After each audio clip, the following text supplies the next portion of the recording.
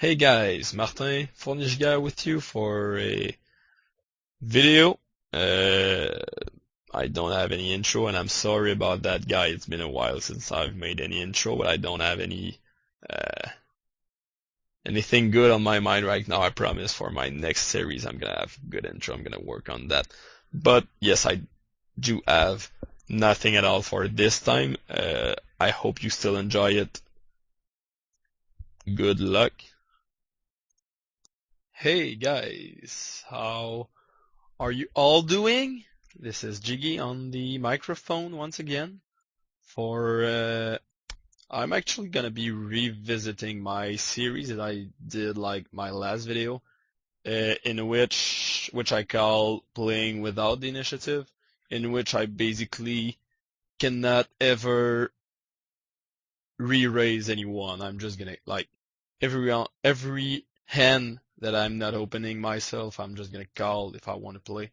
I can't three bet, so this is gonna focus a lot on playing post flop without the initiative, like it says in the title. This is a very clever title, I know, and that's pretty much it actually. Playing from the blinds, playing in position, what to do, what not to do, and how to run good.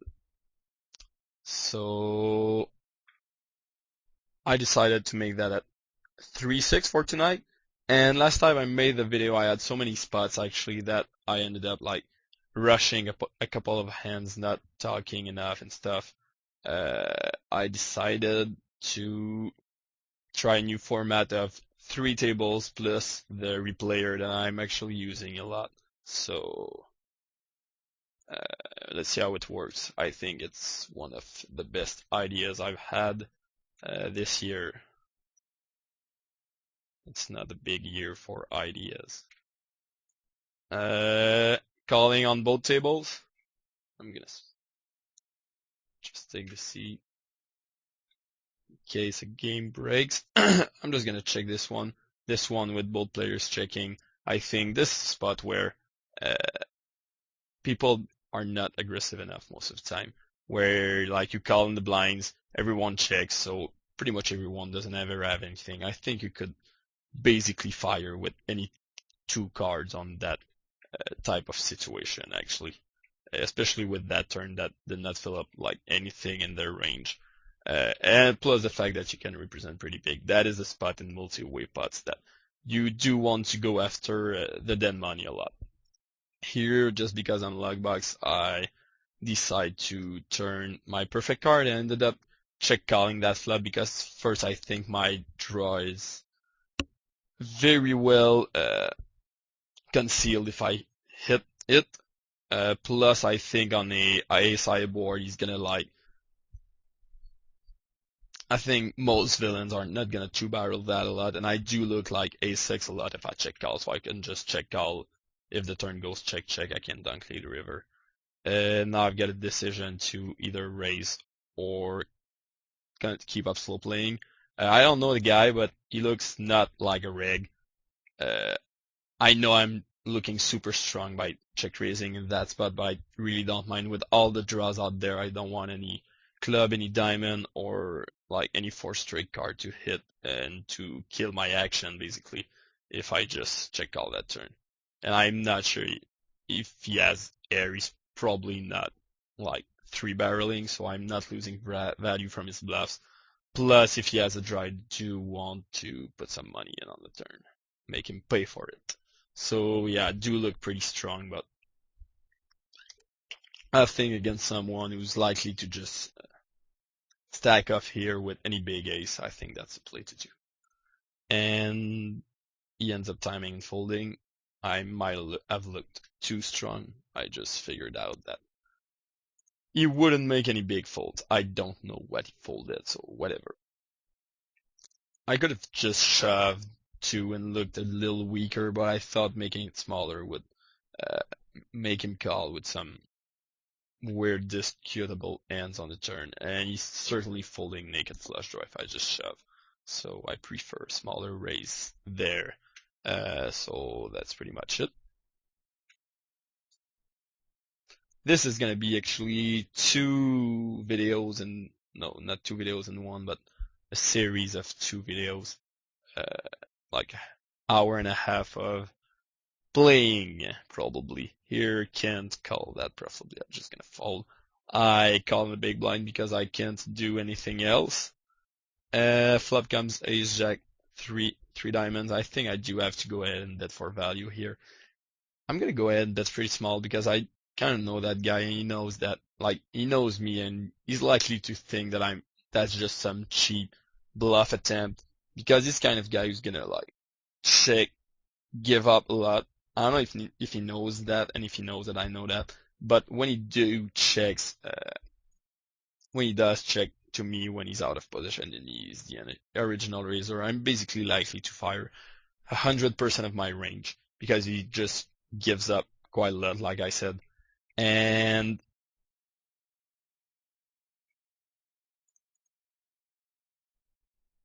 I do make it smaller because, like I said, just since he's the kind of guy to easily give up, you don't have to bet any big. Like in his mind, most of the time, his decision has already been taken. And he's like, okay, screw that. I'm just folding. So you don't have to bet big. You can lay yourself a better price by betting pretty small. I'm going to go ahead and two barrel with my gut shot that I've just picked up. I think he's calling the flop with a lot of middle pairs that he called pre-flop with. I'm not getting him out of an ace anytime soon, but that's not my plan actually. I just want to take him out all of his middle pairs, stuff like 6-7 or 5-4 suited and stuff like that. That he's definitely not calling turn with. Now he's raising, which is pretty strange. I would expect him to slow play basically 100% of his big hands there. But my options are pretty limited. He could definitely have ace-10, but it looks to me, I don't know that guy real well from my past experience with the guy. He's just some really tight regular who's not making a lot of moves.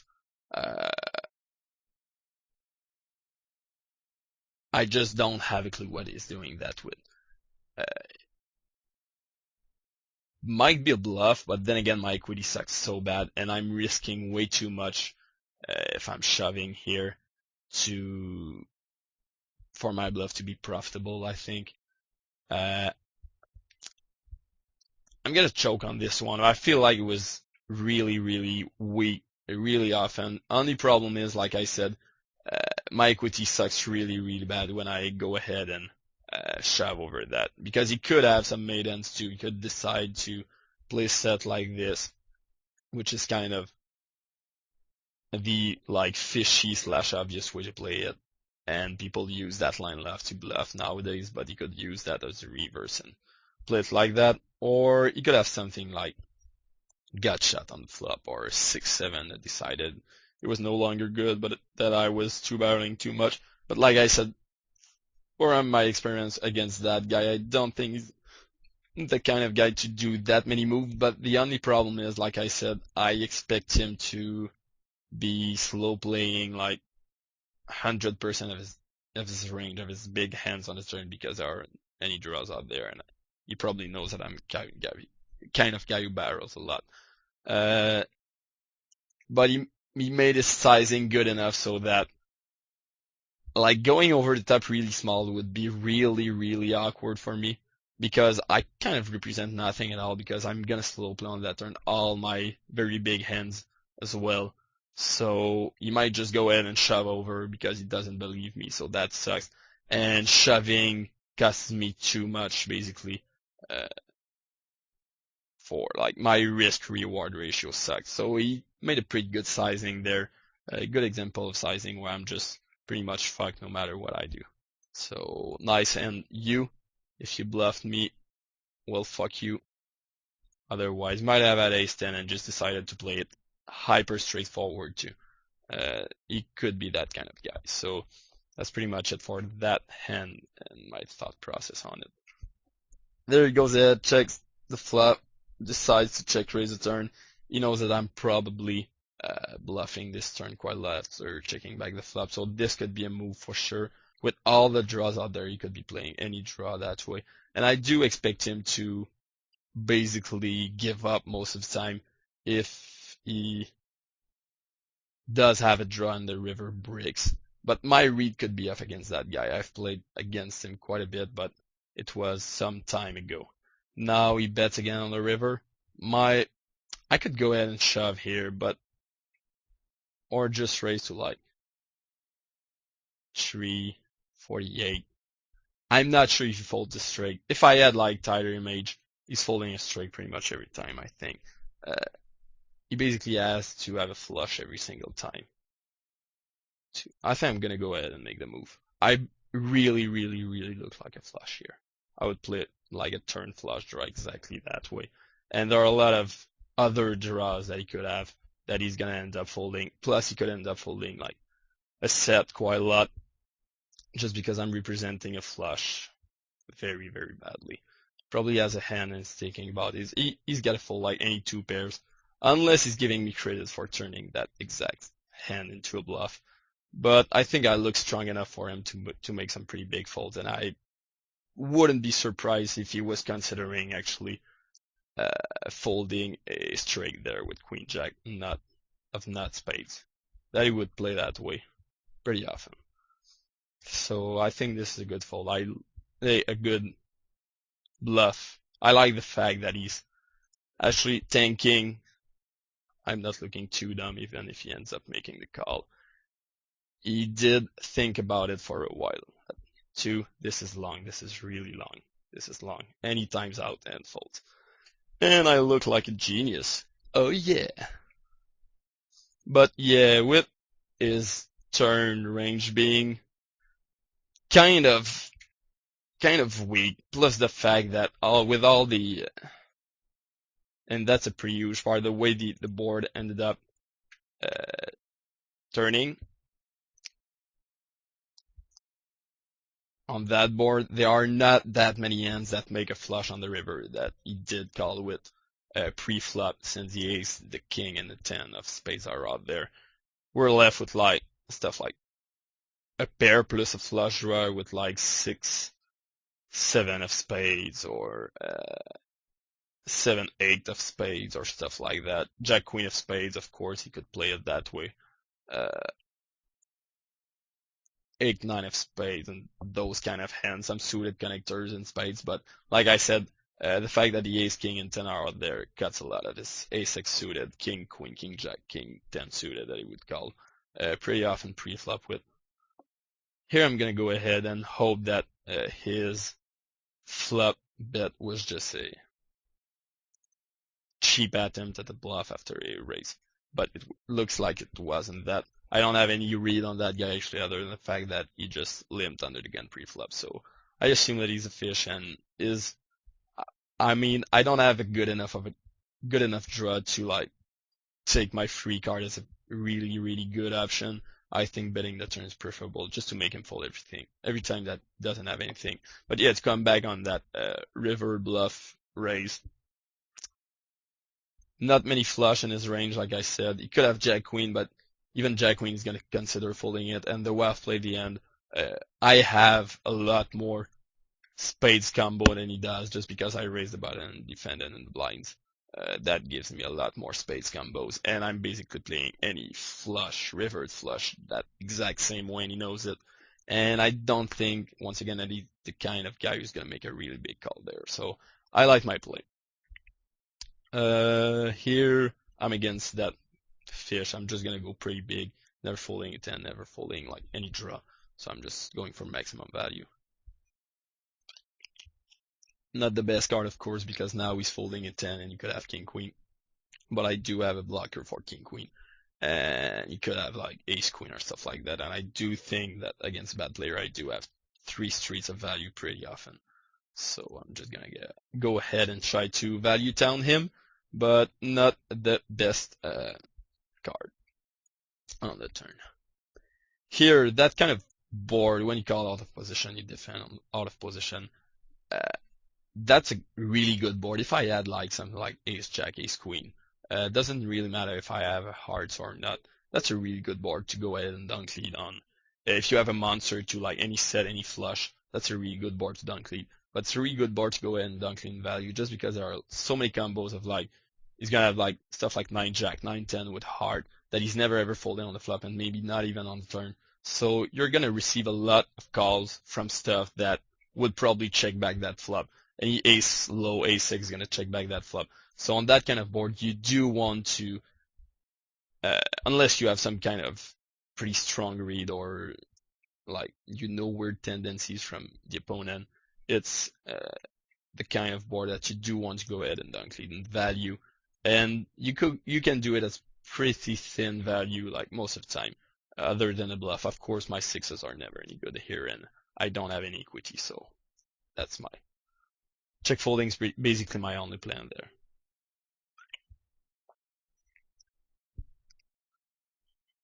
And against a guy, like I said, who's gonna check back a lot of his like ace X weekends, like any,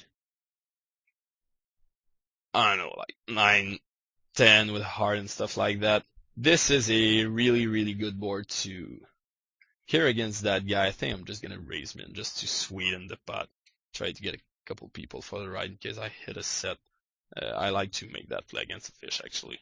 I just missed, no big deal. I just doubled the pre-flop pot basically against the fish. If I do hit a set, it's gonna be a lot easier for me to get some money in. I decided not to try and bluff with my king eye and ended up being good, so cool. But yeah, coming back on that ace 8 9, if the guy, like I said, is going to check back some like weakish made hands there, kind of board that you can go ahead and check raise as a bluff with some equity, like I don't know if you have queen of hearts, naked king of hearts, stuff like that. Really good board to go ahead and check raise on. Just because most people's range there are going to be pretty polarized, meaning that if you're against someone who is c-betting a lot, there's going to be a huge percentage of air in his range, and check raising there is going to fold out basically every air that he has. So I think that's a good board to go ahead and check raise on with anything that's pretty weak, like, I don't know, 10 jag of suit and stuff like that you can't really check call with, because it's basically unplayable as soon as something happens, but you can go ahead and check raise because you're gonna get a lot of fold right there on the flop. Here I decided to call my ace jack against that guy, raise under gun, a bit loose, but he seems like a bad player, so it's fine. Here, 20 more into 67, that guy being too shy, I don't think I make the call. With that bad guy, if he was a little deeper, that would be no-brainer call pre-flop, but I don't think I can make that profitable with those stack sizes. I actually like that format of 3 tables plus the replayer. I might have just revolutionized the art of video making. Thank you. While there's nothing happening, I'm gonna go ahead and send a shout to my buddy Pascal Lefrançois, who's right now playing in his like monster chip lead at the WSOP in the 1.5k no limit on the Oldham event number 8 with like 8 or 9 players left, 7 players left now actually. So this is pretty exciting. You can do it! And hopefully by the end of that video he's gonna a bracelet. It's gonna bring back a bracelet to Quebec. Do it one time. Pass. He's pass _72 for any of you tourney regs out there who might know him. So yeah, good luck. Coming back to my video. Not many decisions. I can take a mental note that this guy is likely to play really weird when he like limps his cutoff and bets double pot on that flop. I don't have a clue what he has, but I might be about to discover.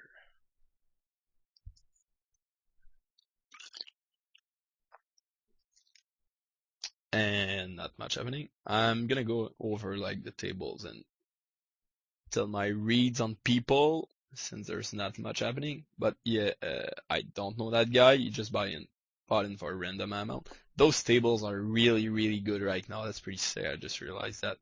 This guy, I pretty much gave all my reads on him right now. I don't know that guy at all. Looks like a reg, actually. I've seen it on a couple of tables. This one is your standard spazzy South Korean weird type of guy who's just a nit most of the time, but then you can random spaz like all of his stack in the worst spots if you get him on tilt. This could be pretty good. And he's actually playing a lot of tables with some 5-10 in there, so he could be. He's obviously gonna play bad just because he's bad, but let's hope he plays worse than what he does most of the time. Here I could go ahead and 4-bet, and I would do it very, very often, especially with those position and like this setup, and that guy who I know likes to 3-bet quite a lot from the blinds. But I was playing heads up against Young Suk for a while before starting the tables. I actually 4-bet bluff him a couple of times, and I don't want him to get tired of that and like play back at me in such a not an obvious, but a spot where I could be 4-bet bluffing. So I'm just gonna give that one up just because of recent historic. Hey, I'm gonna go ahead and c-bet that beautiful board to c-bet.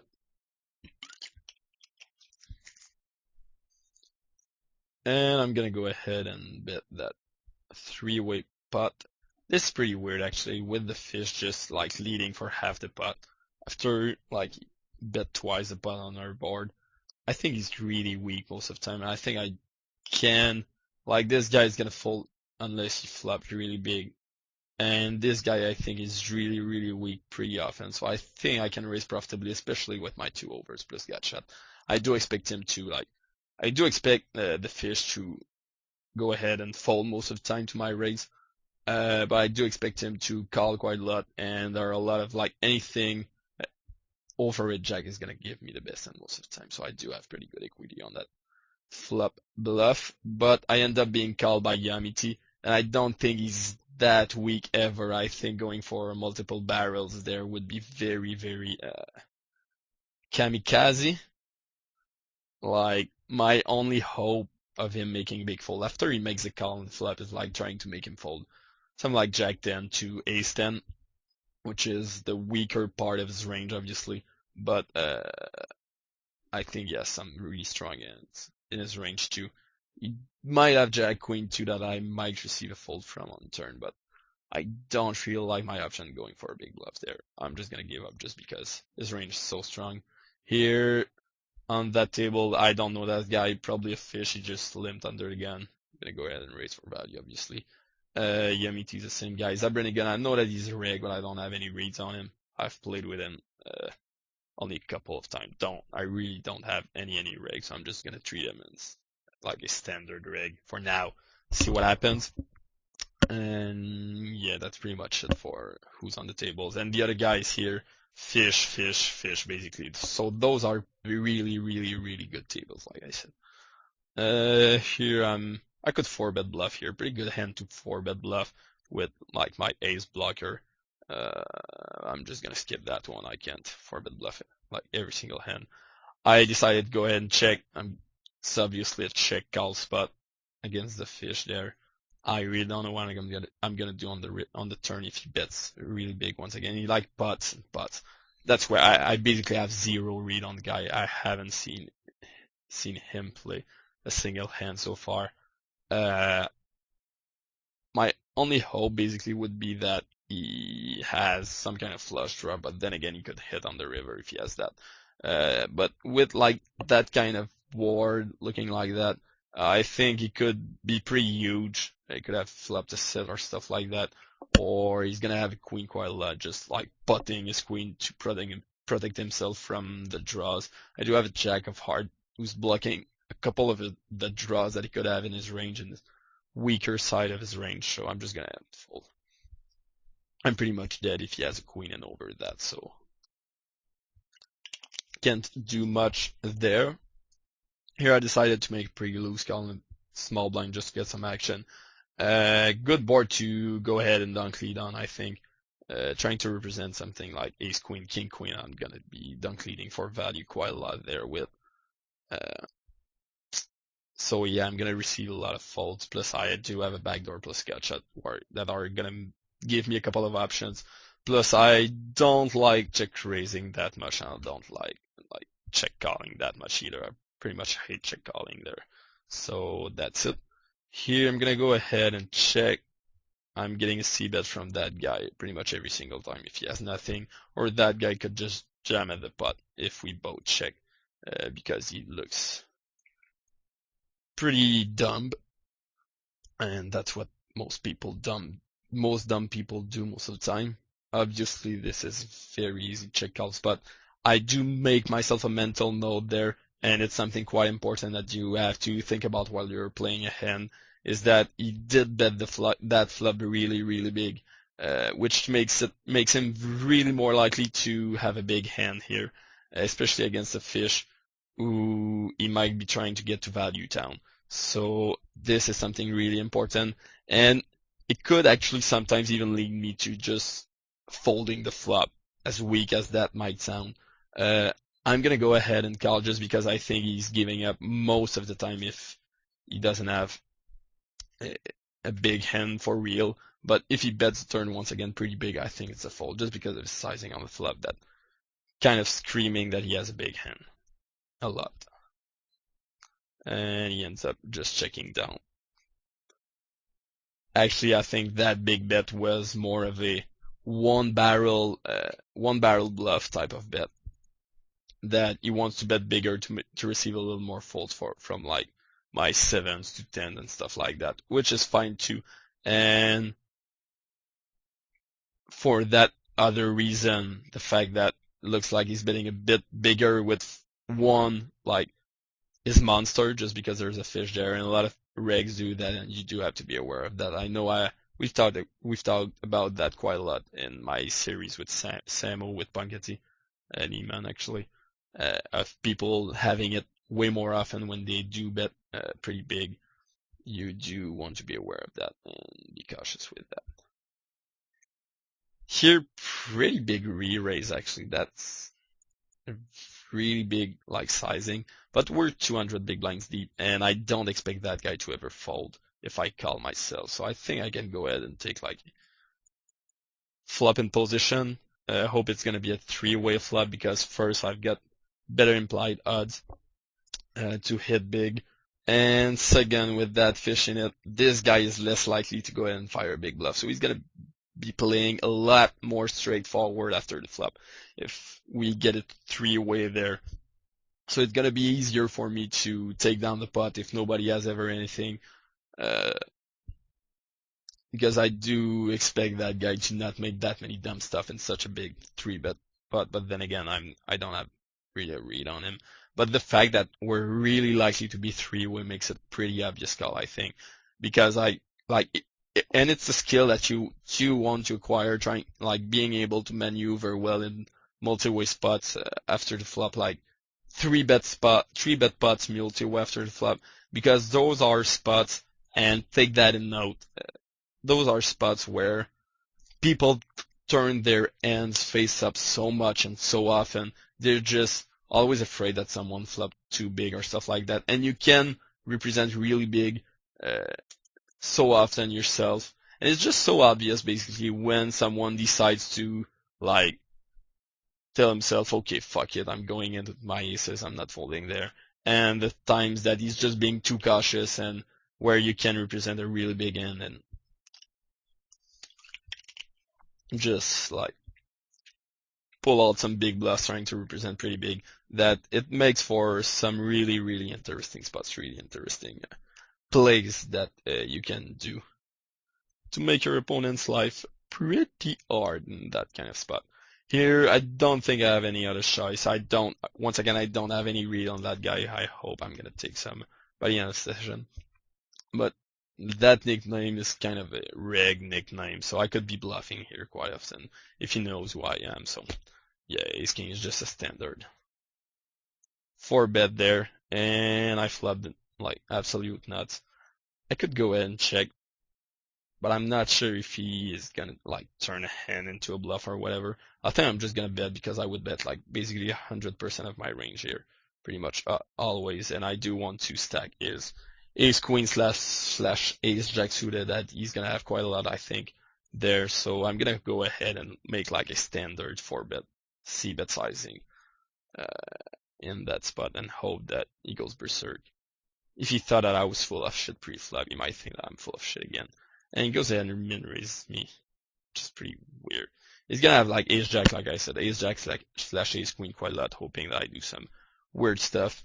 And I don't think that if I call, he's ever gonna keep up a bluff there, just because it would be so dumb. I basically always have something when I call. Plus, like min-raising isn't an option. I'm never folding after that, so I'm just gonna shove. I think that's pretty much my only option.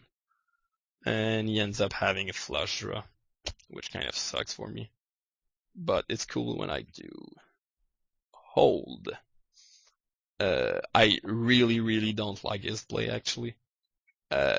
Pre-flop can be debatable if you think that I'm full of shit off, and you can make a case for calling pre-flop. It's not that bad, and it can be good sometimes against some players.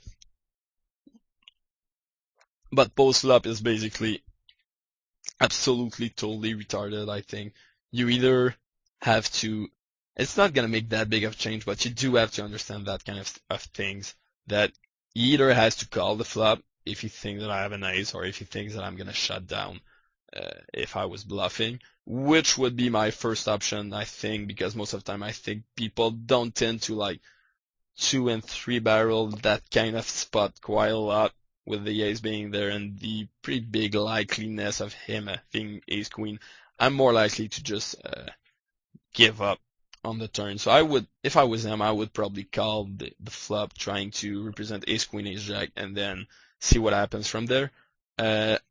Or you can just shove if you want to gamble it up, if you think that I might 2-barrel my weekends quite a lot. I don't like that option so much, but it's still way better, like miles ahead better of just like min-raising, just because min-raising is basically never ever making me fold any ace, basically any strong hand.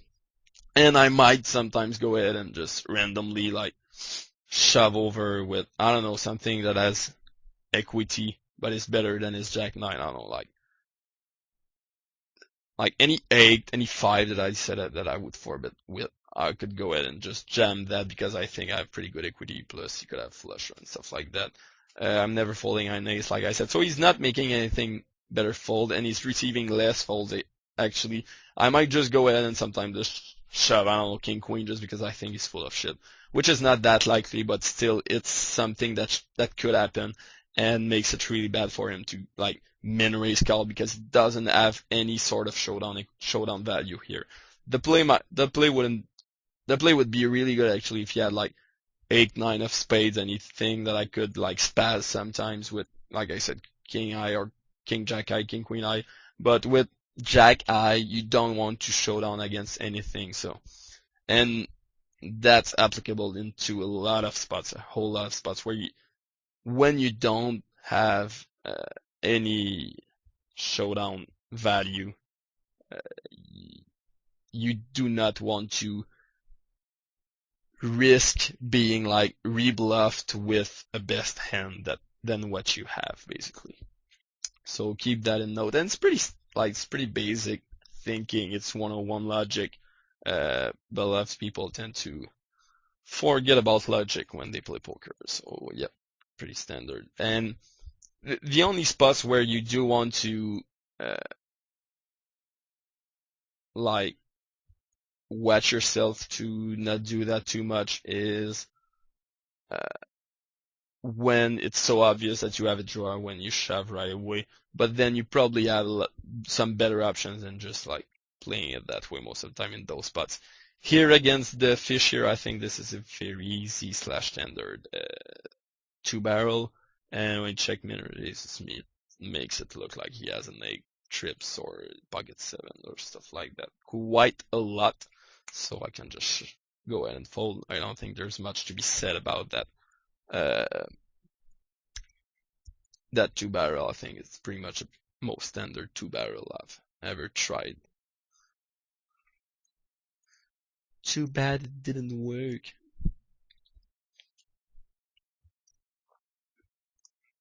And yep, that's pretty much what I wanted to say about that. I'm gonna try to focus a bit more on playing without the initiative and out of position, stuff like that. Sorry for being too carried away by all my so interesting hands. Here, this is an obvious call because I cannot do anything else. Another pretty cool board to go ahead and dunk lead on, just because you represent so many things. Like, you can dunk lead on that board for value as well as a bluff with like a gut shot or stuff like that, because this is a board where uh, your opponent is going to give you a lot of credit for dunk leading with your big ends and your big draws. So every single time that he's basically has nothing at all, or like a weak pair of sevens, or a under pocket, or just a gut shot or stuff like that, there isn't much he can do. And he's more likely to play it pretty straightforward. Uh, let's see, raise button you call, and that board comes. If you dunk lead there, you're very, very likely to be doing like the dunk lead slash 3-bet the flop. So he's not gonna raise you with air that often because he doesn't expect a lot of folds. He's gonna raise you with pretty much every single one of his really big hands. Of course, I expect most people, unless you have some kind of read or some kind of tricky guy, to go ahead and raise that board with ace queen and up every single time. Probably call with king queen, raise ace queen and up every single time. Just because there's too much value and too many draws on that board not to do it. And I don't expect him to like raise stuff like 9-10 of suit and stuff like that, just because, like I said, I'm too likely to go ahead and bet 3-bet. So when you do receive a call there, this is going to be like a middle pair, some weakish draw. There are some flush draws out there, but or some top pair with no real kicker. So that's the kind of board that basically no matter what the turn card is, you can go ahead if you dunk lead the flop and dunk lead the turn again most of the time. Of course, if a flush card comes, this is a really good card for you to try to bluff the turn again because you're presenting a flush. Of course, you're gonna get some big folds. But even if it doesn't come, the fact that he's gonna have like some even gut shots that hope that you like shut down on the turn when he calls the flop, or any 8, any 7 that you're just curious with on the flop. Uh, you can go ahead and try to like dunk lead 2, 1, 2, and 3 streets on those boards, pretty much no matter how the board rolls out, especially against a late position opener who is gonna have a lot of weak stuff in his range that you can go ahead and try those. If you don't want to try it at your normal limit, go down, try to like dunk lead those kind of board, especially queen eye board there, because you're representing ace queen and king queen so well that could go for value there. So you're getting even more folds from mid pocket pairs and stuff.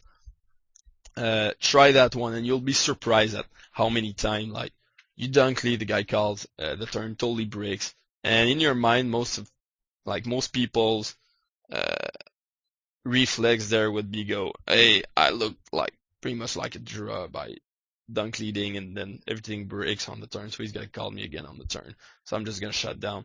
But the fact is, you're gonna receive a lot of folds on those turns, even when the break turns, when the turn breaks, just because of all the reason that I've mentioned actually. So this is a really really good board to like multi-street dunk lead bluff on. So that's the kind of board you want to go ahead and try to attack, because once again, people are so likely to play straightforward and pretty much face up against you there that you're gonna have a lot of value.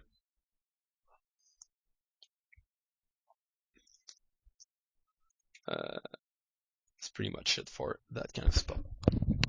Of course, I basically had no equity there. I could have used like my 2 backdoors plus weak pair to like try and check raise or some weird stuff, but I didn't like that idea too much, and it's kind of bored too, especially when the guy like raised from early position where you're not receiving that many folds on the flop if you do dunk lead, just because it hit like any range pretty badly. But you're more likely to get folds on the turn than on the flop basically. So you do want to expect to go ahead and like fire a couple of streets. Here, ace queen.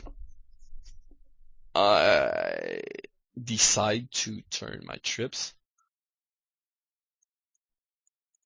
I think I'm gonna go ahead and fire again, actually.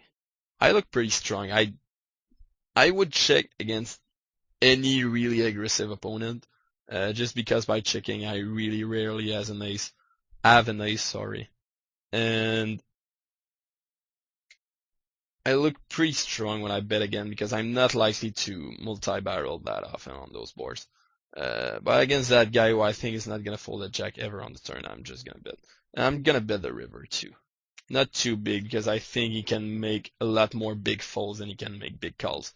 Uh, because basically that's my read on him, like I said earlier. And he ends up having the exact same end. But like I said, I do want to get some values out of his lower aces. And if I was against someone who I just realized that I had two pairs on the turn, I would have bet that a bit bigger. That river kind of sucks. I don't think I have that much value against weaker stuff. And he could turn some straight draws or like weaker stuff into a bluff. And this is pretty close actually. It looks like a snap call because I have to have two pairs, but this is a lot closer than it looks like, but I don't think I can ever find a fold there because I think this guy is pretty aggressive and he could be making a move here. It's not that likely, but it's something that could happen. But he could try to represent the flush too, and he can value bet himself a bit worse. I don't think I like his value bet here. I think I basically hate it. I'm sure I hate it actually, just because if I recall correctly, we were 4 on the flop. When I bet the turn, I bet pretty small. I would have bet a bit bigger just because those two guys are fish and I want more value with my top two pairs. Had I known that I had top two pairs, but I thought I had queen eight, so I just wanted to bet like protection slash value bet on that turn. But the fact that I bet a bit smaller, like I do have to, in his mind, I do have to have pretty polarized range. Do have to have something most of the time there. I think that Queen 9 played by itself. I don't think I have anything to say about this one.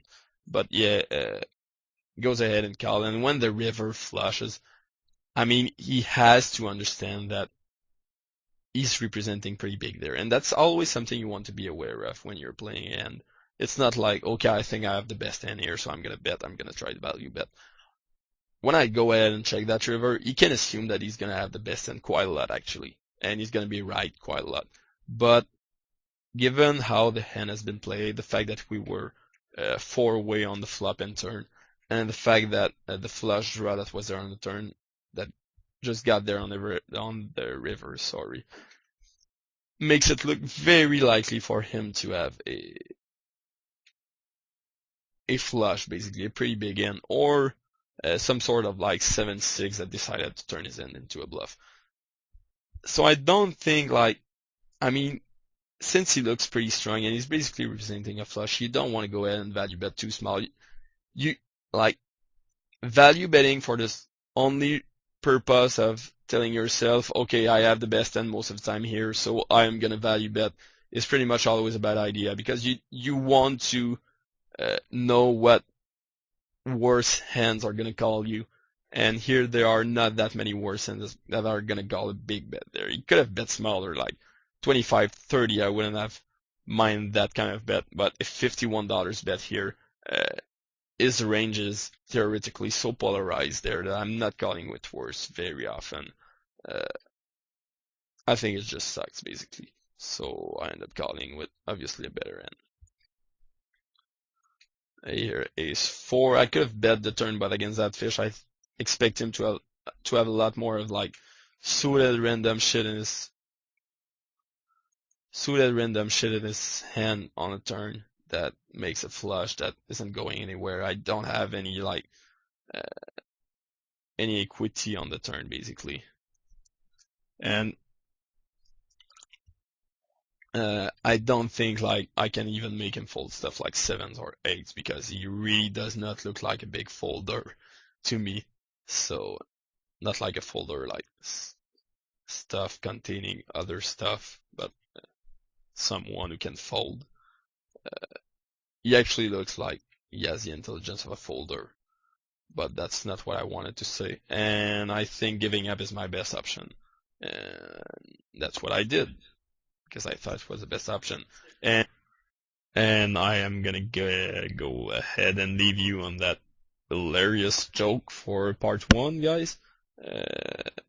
Come back. Be sure to come back for part 2 because it's even more exciting.